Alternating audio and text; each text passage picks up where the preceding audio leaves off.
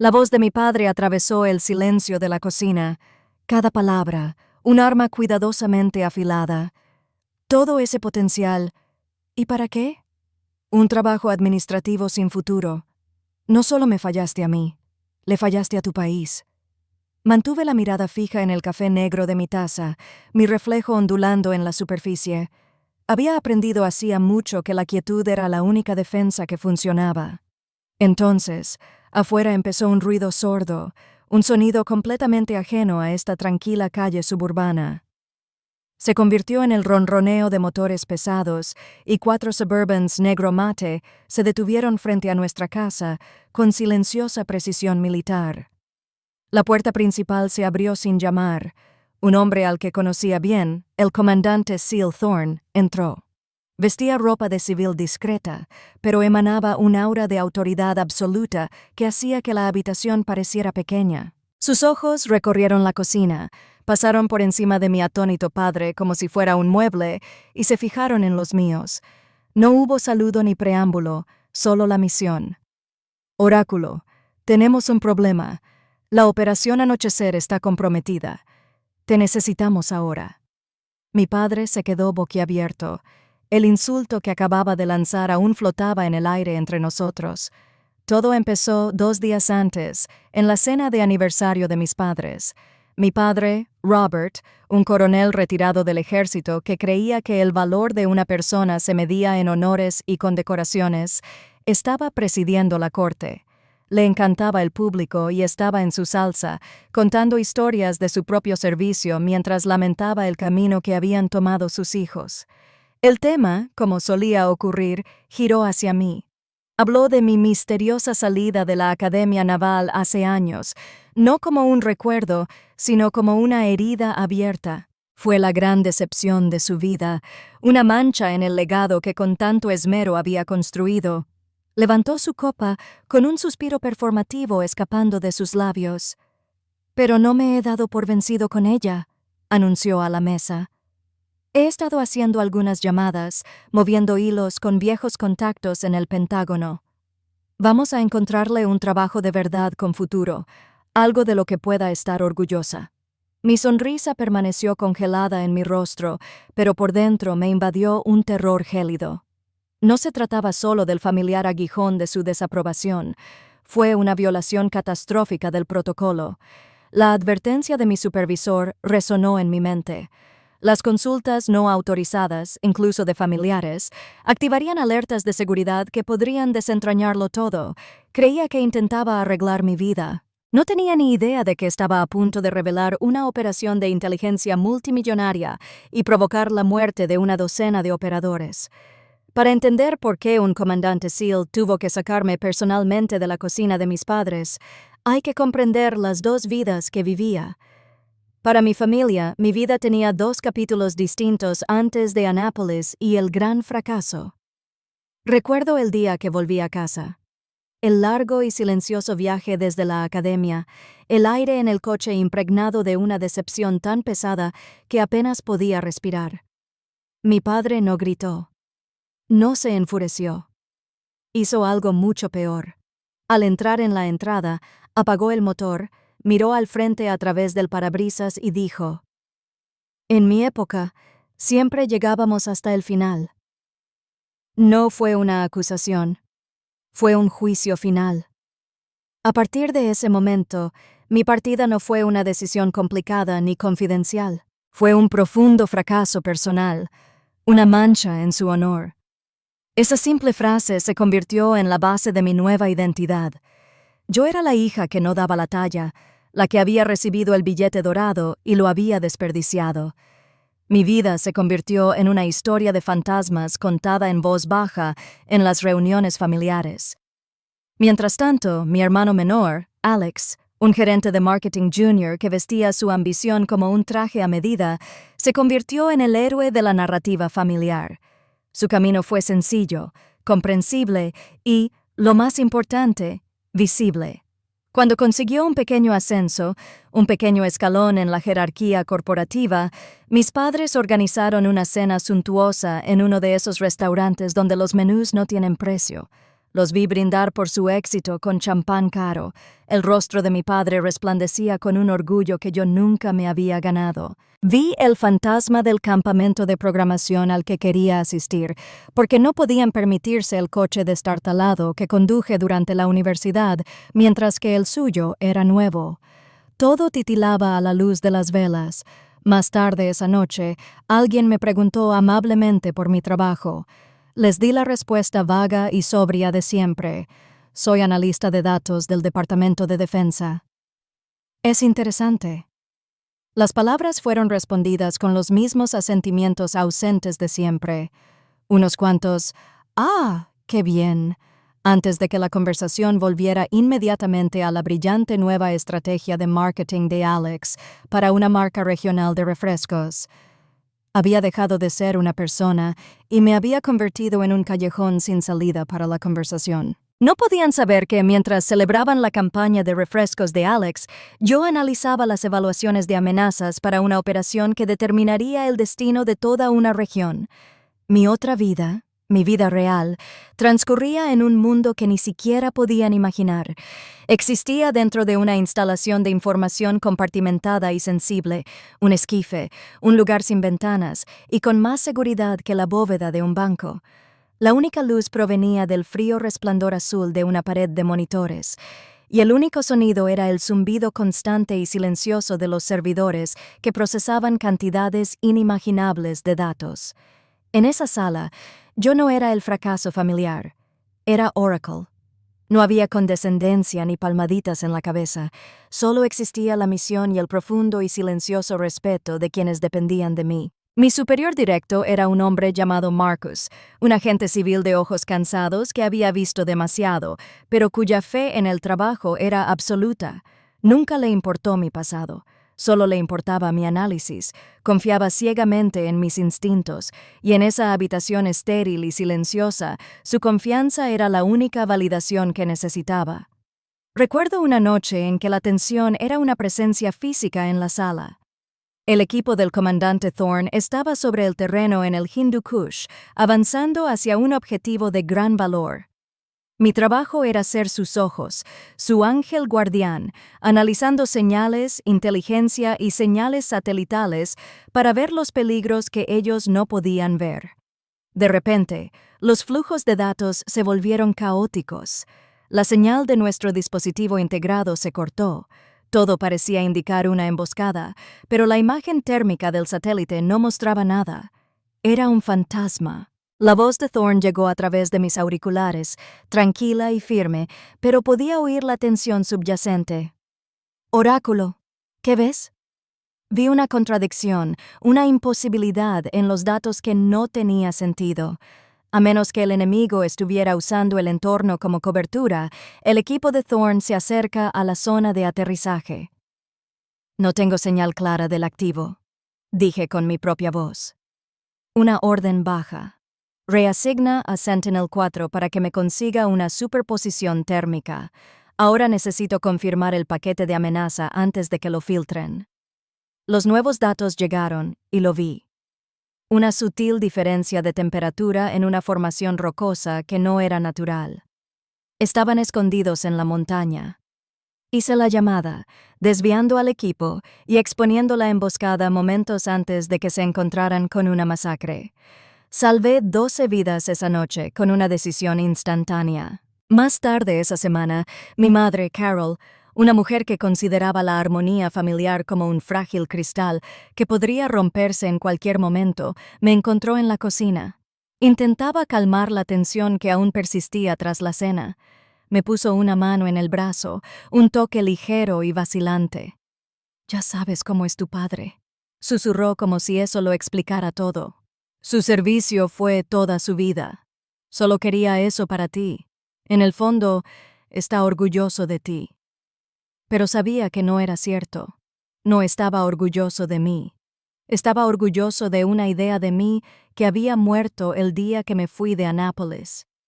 Sus palabras no fueron un consuelo, eran solo otra capa de aislamiento, otra excusa para no ver la verdad.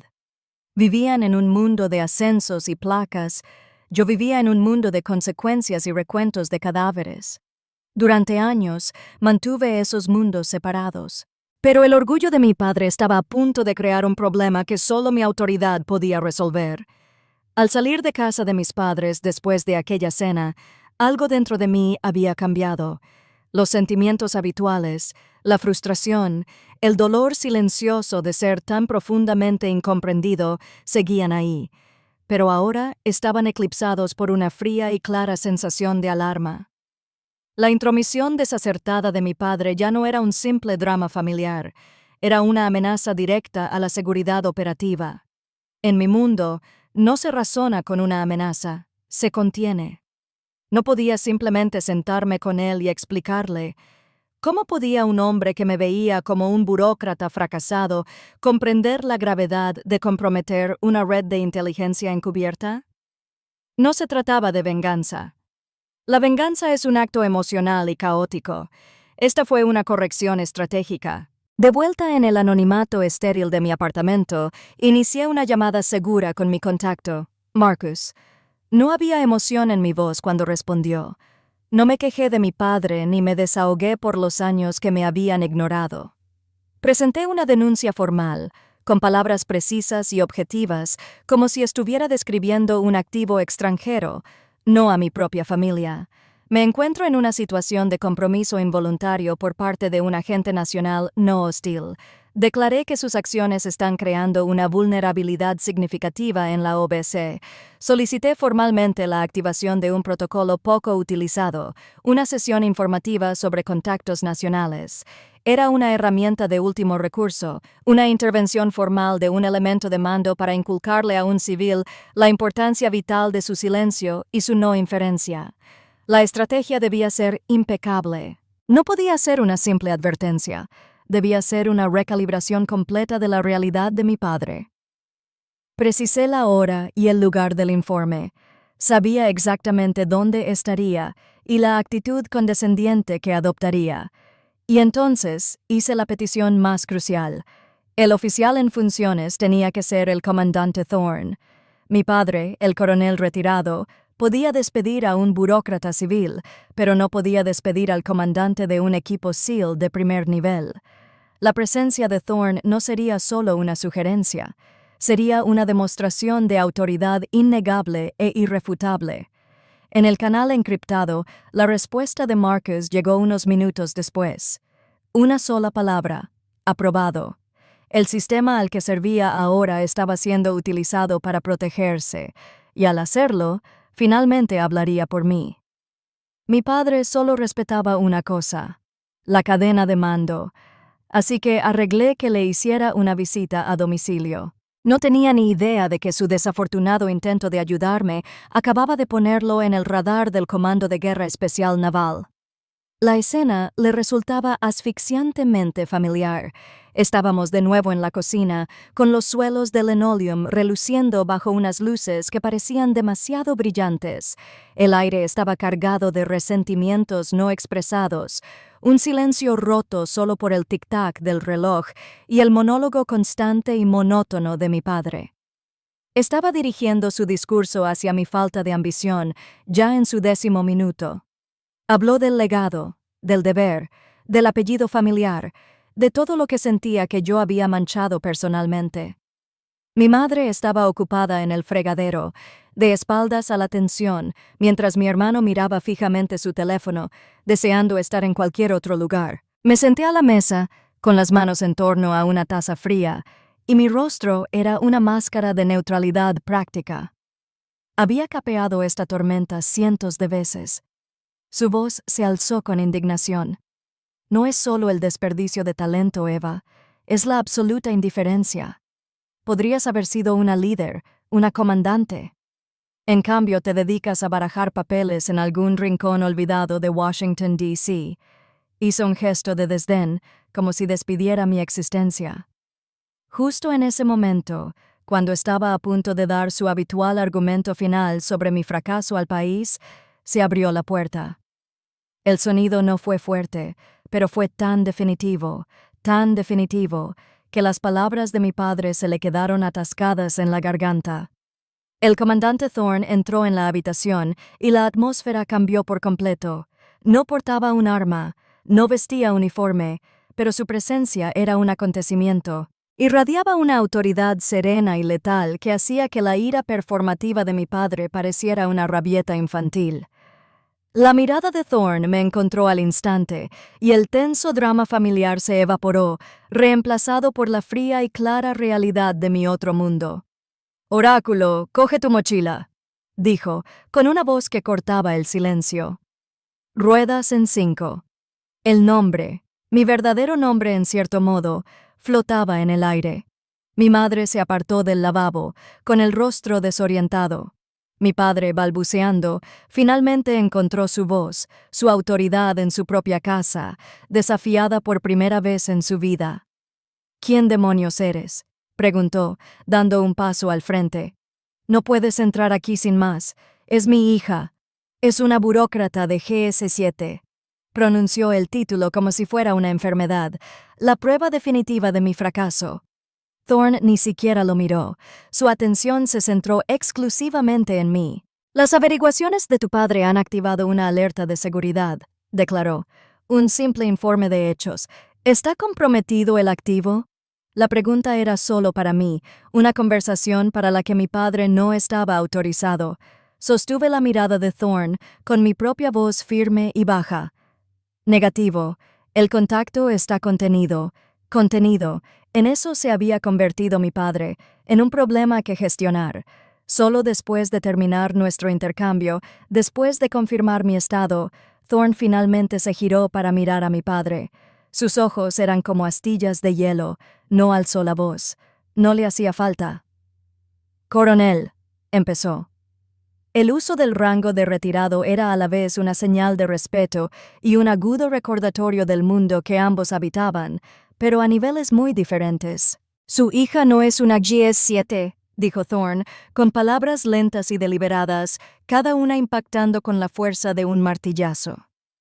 «Ella es la jefa de inteligencia de alto rango de la Operación Anochecer del Comando Conjunto de Operaciones Especiales. Su salida de Annapolis fue un reclutamiento directo para un programa cuya existencia no se conoce con la autorización necesaria». El rostro de mi padre, que había estado lleno de ira, palideció. Las palabras eran un idioma extranjero que de repente comprendió a la perfección. Autorización. Reclutamiento encubierto de Jaycock. Thorne se acercó un paso más, bajando ligeramente la voz, pero sin perder intensidad. «Durante los últimos 6 años, cada vez que mi equipo ha operado en el país, ella ha sido la voz en nuestro oído que nos dice dónde está el enemigo. Ha salvado a mis hombres incontables veces». Lo asimiló por un momento. El silencio en la habitación se convirtió en un vacío rugiente. Entonces pronunció la última y devastadora verdad. «No nos movemos sin su permiso». El cambio fue instantáneo. La sangre desapareció del rostro de mi padre, dejando tras sí una palidez grisácea. Su mandíbula, que había estado tensa en desafío, se aflojó. Lo vi todo a cámara lenta, la confusión en sus ojos luchando con una comprensión incipiente y horrorizada. Toda su visión del mundo, un edificio cuidadosamente construido de rango, honor y su propia importancia percibida, se desmoronaba. Justo delante de nosotros. Y entonces su cuerpo lo traicionó. Toda una vida de condicionamiento militar tomó el control. Enderezó la espalda y cuadró los hombros casi imperceptiblemente. Ya no miraba a su decepcionada hija. Era un coronel retirado al que un comandante de primera línea en servicio activo le hablaba sobre un asunto de gran importancia para la seguridad nacional. Hablaba en el único idioma que realmente entendía, completamente fuera de rango. Se pasó toda la vida hablando de la carga del mando. Al final, ni siquiera pudo comprender el peso del mío. En el silencio resonante de aquella cocina, me puse de pie. No miré a mi padre, que permaneció inmóvil, un monumento a toda una vida de errores de juicio. No miré a mi madre, cuyos suaves sollozos desgarradores eran el único sonido en la habitación. Simplemente tomé la sencilla mochila negra que me servía de mochila de emergencia, la única pieza de mi vida real que había entrado en esa casa. Al caminar hacia la puerta, sentí el peso de la conmoción colectiva. Era una presión física, una súplica silenciosa para que me detuviera, para que explicara, para que arreglara el mundo que acababa de hacerse añicos. Pero no podía. Mi misión estaba en otra parte. Salí por la puerta con el comandante Thorne y no miré atrás. La pesada puerta del suburbano se cerró con un golpe seco y definitivo, y al alejarnos, dejé atrás toda esa vida en la tranquila calle arbolada. 6 meses después, estaba a medio mundo de distancia. Mi nuevo hogar era una base de operaciones avanzada, una extensa ciudad de tiendas de campaña y contenedores de carga, excavada en un implacable paisaje desértico. El aire olía a polvo y diésel, y el zumbido constante de los generadores era la música de fondo de nuestras vidas. Este lugar era duro, implacable y peligroso, y nunca me había sentido tan a gusto. Estaba en una tienda de mando. La tenue luz de una pared de monitores iluminaba los rostros de un nuevo equipo SEAL. Eran jóvenes, curtidos, y escuchaban cada palabra que decía con una intensidad que rozaba la reverencia.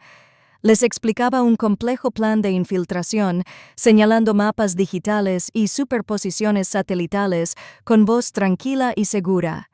En este mundo, mi valor nunca fue tema de debate. Era un hecho cuantificable, medido por el éxito de las misiones y las vidas de los operadores que dependían de mi análisis. No había juegos emocionales ni reglas de juego cambiantes, solo había competencia, confianza y el vínculo inquebrantable de un propósito compartido. Tras la sesión informativa, el líder del equipo, un joven teniente, se acercó para repasar un último detalle. Hablamos con la fluidez y la simplicidad de los profesionales que confían plenamente los unos en los otros. Esta era mi familia ahora. Una familia forjada no por casualidad, sino por la decisión deliberada de compartir riesgos y respeto mutuo. No les importaba de dónde venía, solo les importaba que fuera el mejor en lo que hacía. Aquí, por fin era realmente visible. Una tarde, una notificación apareció en mi terminal seguro. Era un mensaje de mi contacto, Marcus. El asunto estaba en blanco. Adjunto había una cadena de correos electrónicos cuidadosamente revisados y reenviados. Mi dedo se posó sobre el ratón un instante. Parecía un mensaje fantasmal, la voz de una vida que ya no vivía. Lo abrí. Las palabras en pantalla eran de mi padre, pero el tono era el de un completo desconocido.